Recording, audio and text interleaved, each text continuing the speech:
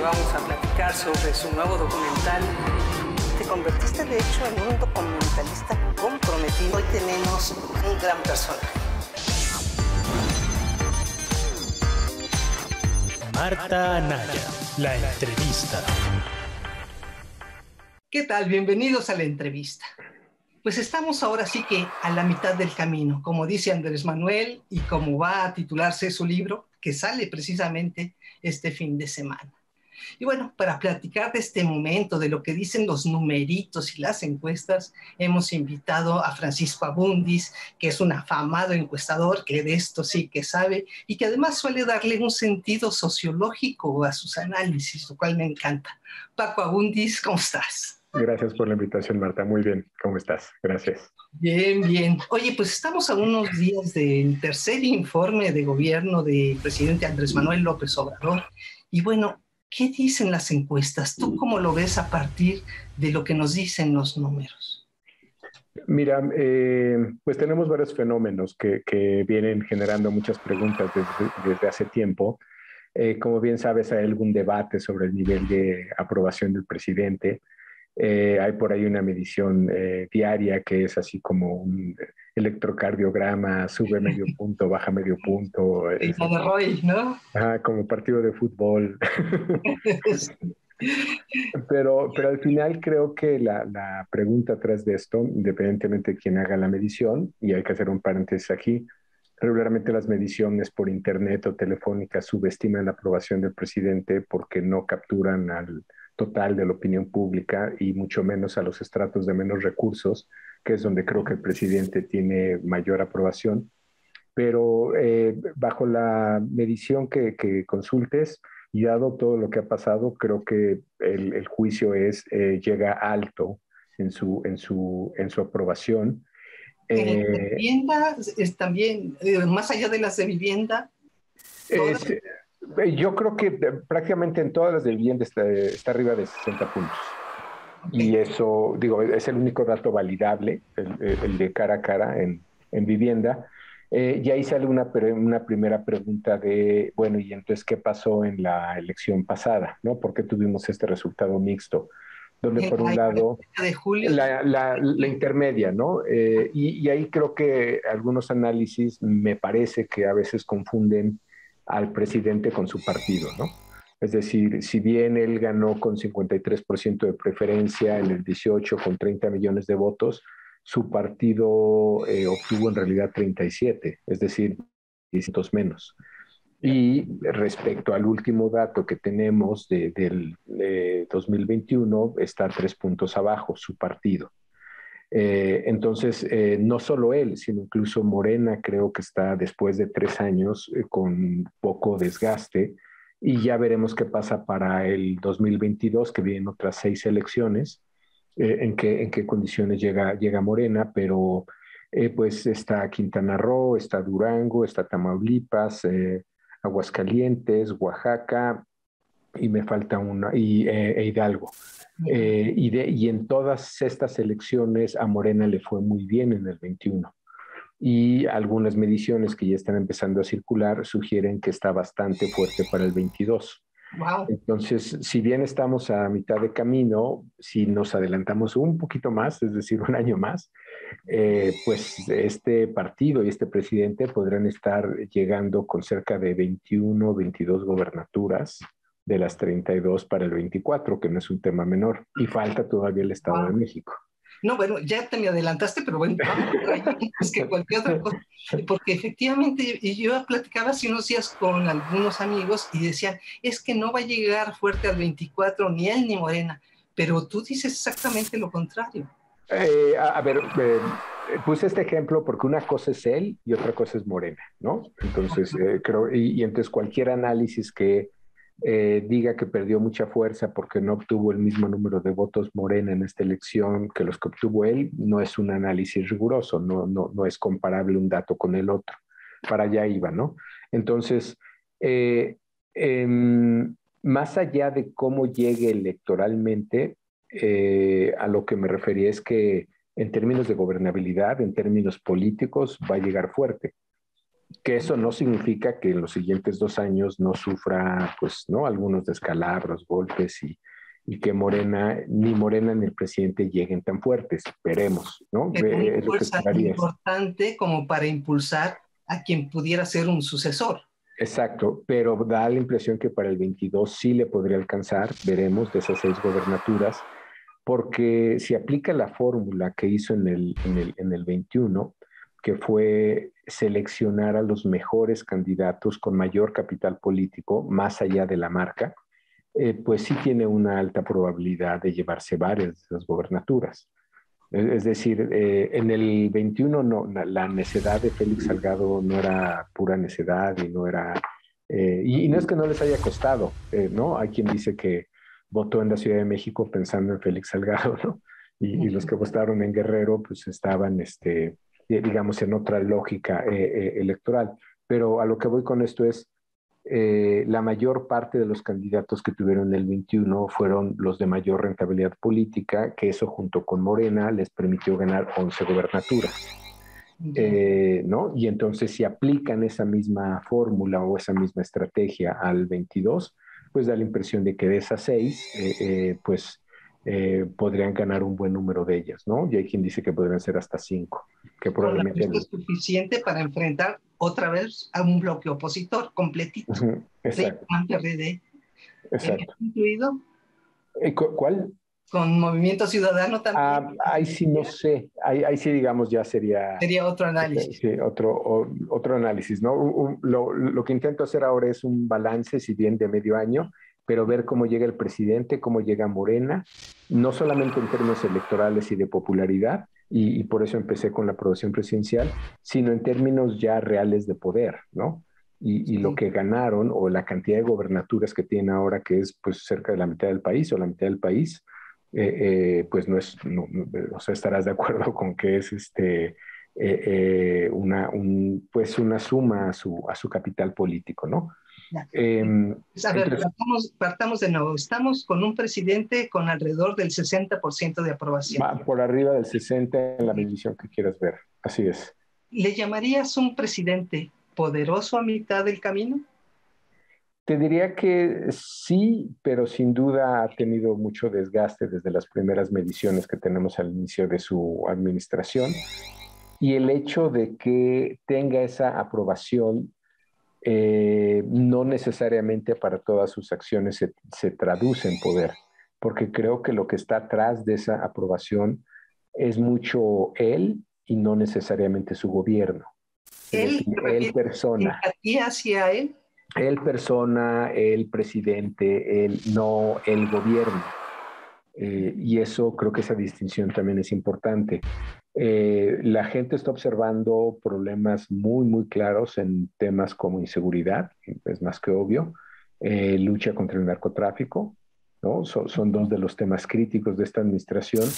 Y por irónico que parezca, en la última medición que hicimos en julio, donde evaluamos las diferentes áreas de gobierno, donde está mejor evaluado es en combate a la corrupción y lucha contra la pobreza. Entonces... Increíble, porque los indicadores de la lucha contra la pobreza pues demuestran que fueron horribles, ¿no? 15 pues es el tema de la ilusión de la percepción o el juego de la percepción, ¿no? Es decir, más allá de lo que diga Coneval, habrá que ver cuánta gente se entera de lo que dice Coneval, ¿no? O incluso... la gente lo vive en el bolsillo, ¿no? Cuando tú hablas de pobres no es que lo diga el Coneval, es que lo sufres en tu vida cotidiana. Es probable, pero aún con los números de Coneval podrías argumentar que no es un tema generalizado. Es decir, no afecta a toda la sociedad, afecta a un grupo de gente, que no por eso necesariamente tiene que cambiar la percepción pública del resto. Y ahí es donde te diría que en esos 2 renglones tengo la impresión, y a juzgar también por la publicidad que hay ahora en medios de comunicación ya rumbo al informe, pues tengo la impresión de que esa percepción solamente se puede explicar por un tema de comunicación. Claro, o sea, un poco a dónde iba. La fuerza de Andrés Manuel López Obrador reside en su palabra y en sus mañaneras, en cómo comunica. Ahí está su fuerza. Yo creo que es una mezcla. Yo creo que para varios de estos temas no hay que dejar de mencionar todo el dinero que está circulando en programas sociales y la cantidad de gente que está beneficiando. Que si le va a alcanzar, que si van a durar, que esa es otra discusión, ¿no? Pero hoy por hoy sigue llegando mucho dinero a las familias. Digamos, lo puedes medir como un tema testimonial o incluso los datos de INEGI te sugieren lo mismo. Lo que nosotros tenemos es que de manera personal las ayudas llegan a cerca de 20% de la población. De manera en el hogar, es decir, no tú, sino alguien de tu hogar, puede llegar a 35%. Y familiar, es decir, no necesariamente tú o en tu hogar, sino tu tía, tu abuela, a lo mejor tu hijo que ya no vive contigo, ¿no? De manera familiar puede llegar hasta 45% de la población. Ya. Oye, y comparado con otros presidentes, a mitad del sexenio, ¿cómo quedaría Andrés Manuel? Yo te diría que no está mucho mejor que Calderón, ¿no? Calderón siempre tuvo aprobaciones muy altas. Pero creo que a diferencia de Calderón, que sí fue buena parte de trabajo mediático el que tuvo, digamos, los que no son comparables es con mucho Peña Nieto, que ya a estas alturas En poco en picada, ¿no? estaba en una crisis espectacular, histórica para los números que suele tener este país. Tampoco los tuvo Fox. Yo creo que lo más parecido podría ser Calderón, no es tan distinta a la diferencia que tiene Calderón, pero sí te diría que son números hechos de distinta materia, ¿no? Es decir, los números no significan lo mismo, ¿no? Aquí sí tienes un número un poco hecho de esta comunicación constante, hecha de estos recursos que están circulando, hecha de muchos símbolos, ¿no? Sin duda, pues yo creo que en algo que se podrían parecer ambas administraciones es pues, que tuvieron sus polémicas, ¿no? Yo creo que muchas más las de este gobierno que las del presidente Calderón. Ya. Y bueno, partamos entonces ahora sí hacia otros rumbos. Se vienen futuros enfrentamientos con el Instituto Nacional Electoral, seguramente con el Tribunal, con la Suprema Corte por todo lo que está por decidirse. O sea, ya ha anunciado Andrés Manuel que va a lanzar una nueva reforma electoral y se prevén pues confrontaciones. Frente a ellos, ¿qué esperas tú? ¿Quién puede salir victorioso y por qué? Mira, pues él sigue teniendo no solamente la frecuencia en la comunicación, sino sigue teniendo la credibilidad y la aprobación. No es que el INE esté tan mal, ¿eh? El INE tiene altos niveles de aprobación, por eso no es tan fácil dañar su imagen o cuestionarlo, ¿no? Pero, digamos, el presidente de los órganos que mencionaste, o incluso algunos que están peor evaluados, si se mete con el Senado, ¿no? Con el Congreso, Cámara de Diputados, bueno, les da de cachetadas, ¿no? O nada más porque el diferencial de la aprobación o la credibilidad de uno a otro es cerca de 40 puntos, ¿no? Y respecto a, por ejemplo, respecto a otros gobernadores sería como de 20 el promedio de gobernadores, ¿no? Entonces también cualquier debate, cualquier polémica entre el presidente y ellos, pues más o menos se puede concluir de manera intuitiva quién va a ganar, ¿no? Y ya frente al Tribunal Electoral, que nunca ha tenido un buen posicionamiento, o frente a la Suprema Corte, pues también, aunque no están igual que la Cámara de Diputados o están arriba de los gobernadores, pues son una figura relativamente más débil, ¿no? No quiere decir frágil, pero más débil que el presidente. Entonces, ante cualquier polémica, pues la gente se va a inclinar por el juicio presidencial o por la información que les dé el presidente. O sea que prácticamente la única contención la vamos a tener en el Congreso por el número de diputados y senadores donde no tiene la mayoría absoluta o Es relativa. probable y yo creo que vienen cuestionamientos muy fuertes al Congreso. No me sorprendería que empecemos a escuchar cosas que escuchamos con Vicente Fox. Recordarás que ahí también hubo un enfrentamiento muy fuerte del presidente con el Congreso, ¿no? Yo creo que van a venir, pues, algunas reprimendas o ataques, ¿no? Sobre el Congreso mientras siga resistiendo, ¿no? ¿Y tú a quiénes ves perfilándose y con posibilidades en términos de conocimiento, popularidad y demás, pues para para su propia sucesión, sus delfines? ¿Qué dicen por ahí las cosas y las posibilidades? Los números están claros, básicamente los que él define como los más, o sea, los finalistas más probables son los que tienen más nivel de conocimiento y mejor imagen. Y la verdad es que, digamos que en este caso serían Claudia Sheinbaum, Marcelo Ebrard, eh, Monreal es relativamente conocido, ¿no? Aunque no tiene necesariamente la misma imagen positiva. El otro que no deja de ser una sorpresa es López-Gatell, ¿no? Que ha ganado mucha presencia y no tiene mala imagen. Digo, no porque esté en esta contienda, pero es una figura muy relevante entre pues, el equipo de Morena. Lo menciono nuevamente no porque esté dentro de esta planilla finalista, simplemente porque son nuevamente estas ironías de la opinión pública, ¿no? Donde Sí. más allá de los datos duros, más allá de las responsabilidades, de los indicadores, datos fácticos, pues ahí estamos en el mundo de las percepciones, ¿no? Y lo que sí no pues deja de llamar la atención o incluso preocupante por un tema de práctica democrática es que no se ve en la oposición alguna figura ni con nivel de conocimiento ni con nivel de popularidad que pueda tener la jefa de gobierno o el canciller, ¿no? O sea que lo que vemos es que no necesariamente es que llegue con tanta fuerza, sino que también la oposición pues no levanta de plano. Pues no hay ninguna figura hasta ahora, ¿no? No hay ninguna figura, nuevamente, son las dos variables principales, ¿no? Nivel de conocimiento y opinión. Y no se ve de ninguna de las dos que haya alguien muy destacado, ¿no? Entonces, ¿no crees que pudiera pasar a nivel nacional un fenómeno semejante al que se vivió en la Ciudad de México? Que no forzosamente fue una cuestión de líderes, sino de una clase media que dijo, con permiso, ya me tienen harta. Es interesante que menciones el tema porque creo que si lo vemos, digamos, habría dos datos de preocupación ahí para Morena. Si lo vemos históricamente, antes de que el PRI perdiera la presidencia en el 2000, perdió a la Ciudad de México en el 97, ¿no? Sí. Bajo ese argumento podrías decir, o qué pasa a veces con el Estado de México, pues que no generan tendencia, pero que influyen mucho en la elección siguiente.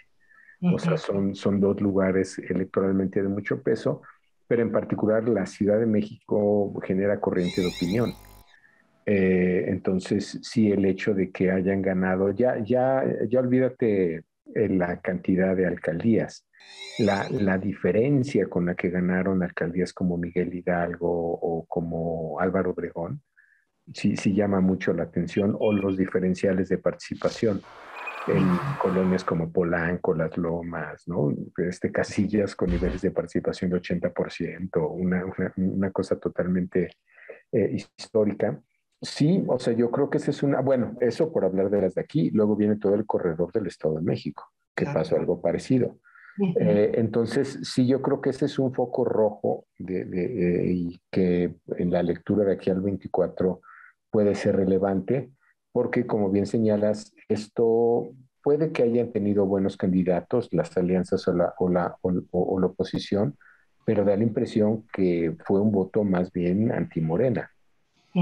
Entonces, ¿No crees que pueda pasar esto? Sí, no, eso sin duda puede pasar. Simplemente digo que no hay quien lo encabece ahora. De manera clara, que son dos variables independientes, ¿no? Una cosa es ese voto aliancista, ¿no? Que puede prosperar, que digamos, en términos de la cantidad de elecciones que hubo, fue relativamente pocos lugares donde funcionó. Pero esto me llevaría a pensar que la alianza en un momento dado tendría posibilidades de triunfar, aun y cuando no tenga un gran candidato. Difícil. Sí se tendría que construir un candidato. O sea, las elecciones presidenciales por definición son de personas. Entonces, no, digamos, importa mucho la marca, pero si no tienes un buen candidato, sí es complicado que puedas avanzar o puedas prosperar. Entonces, sí creo que quien represente esa alianza no tiene que ser conocido necesariamente en este año, ¿no? O sea, es algo que puedes ir construyendo con tiempo, pero de momento no se ve nadie muy claro, ¿no? Ya. Y bueno, ¿cuál sería prácticamente para el cierre tu pronóstico para estos 3 años que quedan para el propio Andrés Manuel López Obrador? Yo creo que, como bien señalaste al principio, sí va a haber desgaste, caída, ya la estamos observando. Ya creo que tenemos en algunas decisiones de gobierno una presidencia que ya no se observa tan fuerte como en la primera mitad o cuando tenían el Congreso. Yo creo que eso va a incidir sobre temas de política pública. O ya lo estamos viendo, algunas decisiones que tiene el presidente y que se están conteniendo desde el Congreso. Entonces, yo creo que eso sí va a tener una consecuencia sobre las decisiones de gobierno y también su lógica o su coherencia, ¿no? Y eso, además, creo que molesta mucho al presidente. Y de hecho creo que hace ¿no? Que se enoje más y que se meta más. Es como un ciclo, ¿no? Entonces yo sí veo pues que todavía, es decir, que va a haber mucha frustración Wow. y esa frustración va a llevar probablemente a cometer algunos errores. Entonces, digamos, yo coincidiría contigo en que sin duda no va a llegar tan fuerte, pero eso no significa que no va a llegar con más poder, y por eso empecé con el tema de los estados.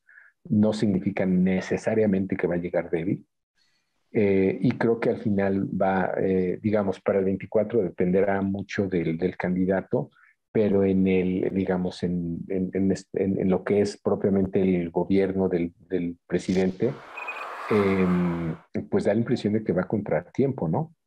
Porque ahorita ya van 3 años, Sí. ¿no? Y para efectos prácticos creo que le quedan 2, ¿no? Ni hablar, pues parece que tendremos sí un presidente ¿no? más enojado. Tengo la Paco Abundis, impresión. muchísimas gracias. Qué gusto saludarte. Igualmente, Marta. Contigo. Igualmente, gracias. Gracias por la invitación. Vamos a platicar sobre su nuevo documental.